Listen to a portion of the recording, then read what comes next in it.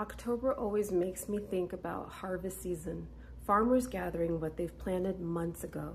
Spiritually, our hearts have a harvest too. This reminds me of Galatians 6:7-9.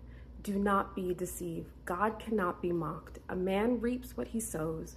Whoever sows to please their flesh, from the flesh will reap destruction. Whoever sows to please the Spirit, from the Spirit will reap eternal life. Let us not become weary in doing good, for at the proper time we will reap a harvest if we do not give up. Yes, let us not become weary in doing good.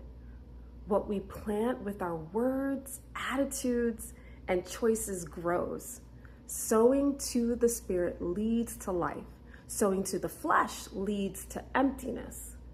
God promises a harvest, but it requires patience. Here are some practical ways to sow well.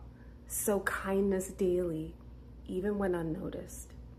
Sow prayer, even when answers feel delayed. Sow faith, trusting God when the soil looks dry.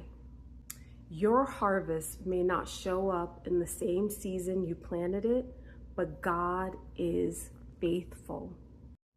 There were seasons I prayed for family reconciliation for years. At times I felt weary, but I can tell you God was cultivating the soil even when I couldn't see it. If you are in that season of life, let me pray for you.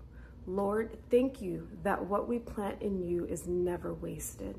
Strengthen us not to grow weary, and help us to sow our faith in each other and patience. We trust you for the harvest. In Jesus' mighty name, amen.